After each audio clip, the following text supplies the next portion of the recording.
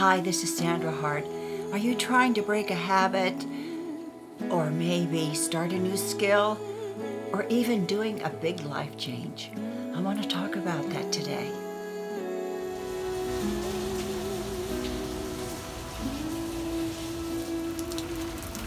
Life is not one big Pollyanna episode.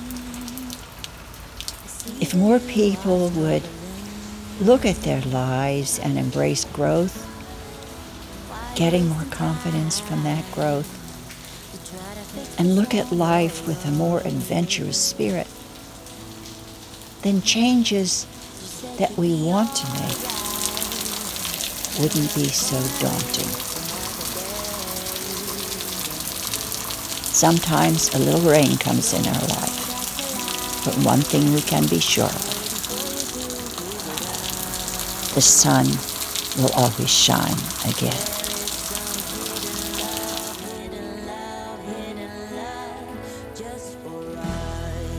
Hello, this is Sandra Hart at Life Over 60. Thank you so much for joining me today. If you are a person who is 50, 60, 70, or beyond, this is the place to be if you really want to live the very best life ever. Today I'm going to talk about changes in life and why it's so hard for us to stick to those changes once we've made up your mind. I mean, it's not all about New Year's Eve resolutions, but it's just about choices perhaps that you have made in your life that you want to change. Now, these are emotional changes. And believe it or not, our little cells there in our body are working on these emotions. If we have good things happening to us, we have a lot of dopamine and serotonin going around, and our cells are moving and shaking, and they're very excited to be getting fed this stuff. But also, if we're negative and we have stress, we've got cortisol that is being fed to all of these cells. So it really is important. We have sort of like a mixture of those things going on in our body. So when we make changes, maybe because we've been under a lot of stress and we've been unhappy with the situation, or trying to break a smoking habit or overeating habit, or just wanting to change your life and do something different, our bodies and our cells in our bodies, and it's biological, and that's the truth, they're so used to being fed either cortisol, which is like a negative and stress hormones, or they're going to be able to be fed dopamine and serotonin, which is all the positive stuff. So many times when we wake up and we make a decision, today I am going to stop smoking. I really am. Or today I am going to go to the gym every day, or I'm going to exercise. We start out right, but then after the first and second day, somehow we just lose interest and we don't want to do it. So today I'm going to talk about 5 things that you can do and why this happens. Now, within ourselves, we have 2 types of brain. We have the owl brain, which is, that hurts. I'm not really feeling this, and I'm stuck, and I'm bored, and I don't quite feel safe.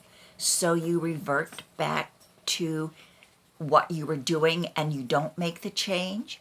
And then we have the wow brain. That's the brain where everything is pleasurable and you're getting excited about the change and you can't wait for the changes.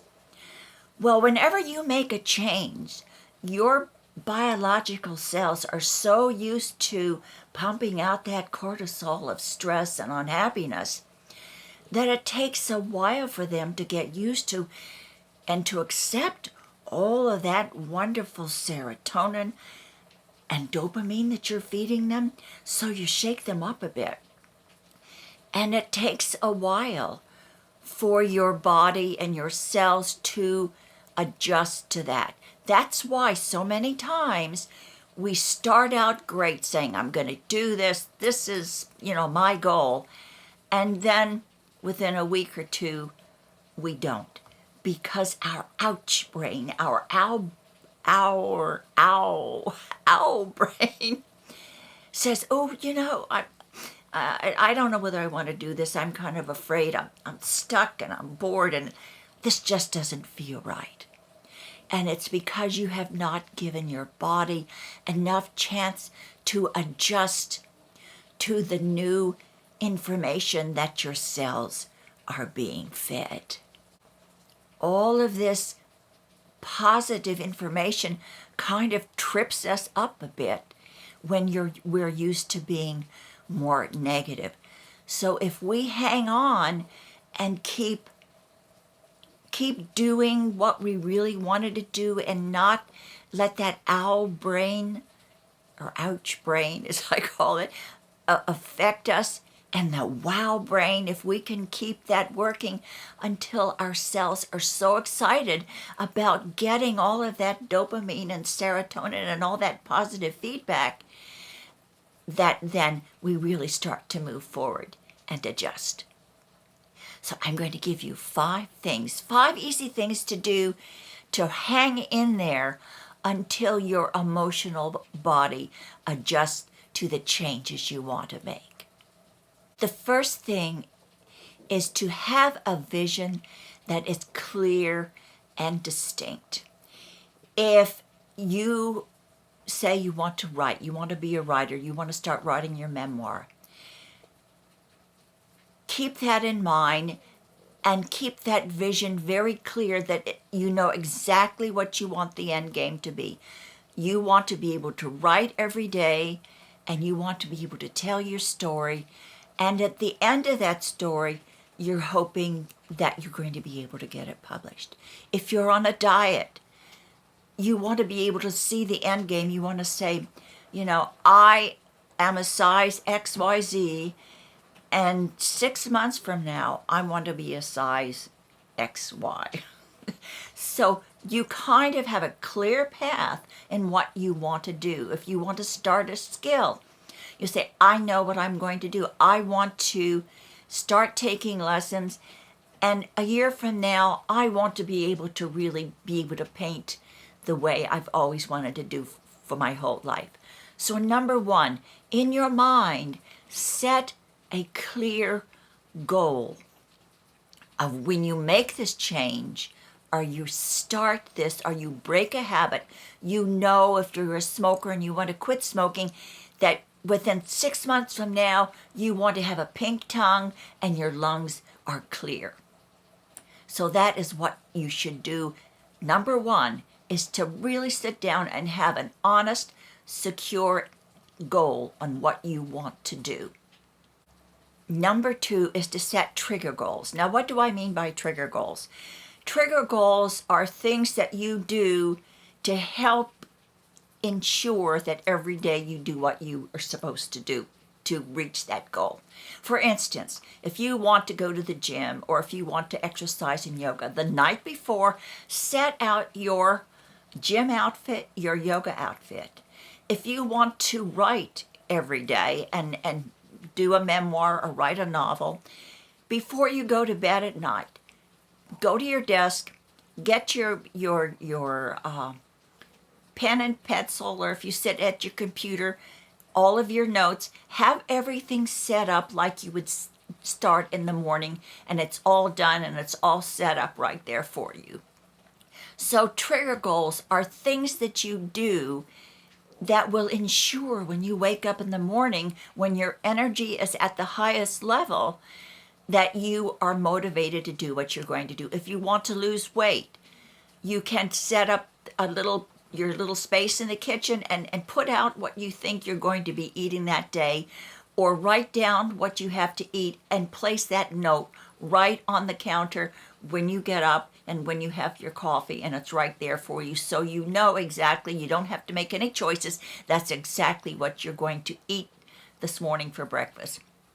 So whatever you're going to do, set those little trigger goals that the night before you go to bed, you have them set out. If you're making a major change in your life, then you can write out goals of what you have to do tomorrow and put that where you'll see it in the morning, even if you have to tape it on your bathroom mirror, so that you start the day one, knowing exactly what you have to do, and do that every single day until you feel strong enough that all of those endorphins are rolling and you feel that wow brain.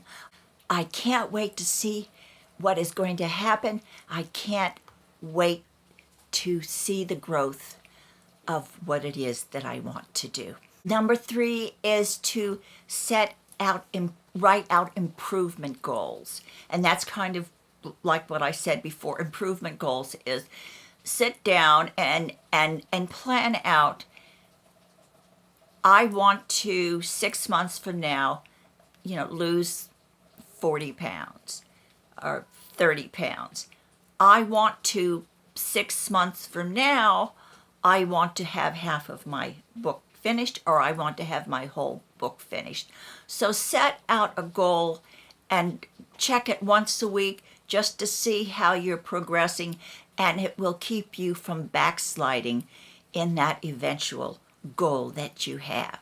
Number 4, it's really important, and we've talked about this a lot. I have talked about it an awful lot, about how important it is to have a tribe. Get a tribe together, whether it's a coach, a mentor, a friend, someone that is interested in the same things that you're interested, a YouTube community. You have to have a tribe that will help support you in your effort, and it's someone who believes that you are doing what you're doing is right. So it's a group that can be supportive of you, and it can be right here on YouTube. It can be someone that you love and trust and who has your back and believes in you and believes in your change, whatever it may be. And that really is important, because everybody needs a village. We all need support, everyone. The 5th one is important too, because there are always a lot of naysayers. Oh, you can't do that. I don't believe it. So when you have someone, if you are dieting, and that's your plan, and you all of a sudden are confronted by a friend who offers you a piece of chocolate cake, you have to have in your head a script already where it's so easy for you to say, no thanks. And if you are planning a move and you are going to come across a lot of negatives maybe, and people are saying, well, why do you want to do that? Why do you want to move? Why do you want to downsize? Or why do you want to change your location? You have to have in your head an answer that you already know, so that you can reply, and it only fortifies your decision. So whatever it is that you plan to do, whether it's break a habit, make a extreme change, have a script in your head that when you are confronted with opposition, that you can answer and feel strong and move on. So these are the 5 things that we can do. And if more people would look at their lives and embrace growth, getting more confidence from the growth, and look at their lives with a more adventurous spirit, then the changes we make in our life wouldn't be that daunting, would they? So see if you can try these 5 steps. If you are in a position of where you're kind of stuck and you have that owl brain going on, AWW, ow, and you're feeling stuck and bored and you need to feel safe, try to get the wow brain in your life going that gives you pleasure and you can't wait to see, and it gives you momentum so that you can move forward. You need excitement and momentum and an effort to transform yourself when you do want to make a change. And remember, life is not one big Pollyanna episode. We all can be fluid. We all can have confidence to make change. and it can be really, really exciting. Thank you so much for listening and joining me today. Please, I love each and every one of you, and I'm so glad that you are coming along with me on this journey. I want you to do something really super for yourself today. Try to do those 5 things. If you are making a change in your life and you're trying to reinvent who you are, and be kind to someone who crosses your path, and of course, always share the love. Take care, and hope I see you in my next video.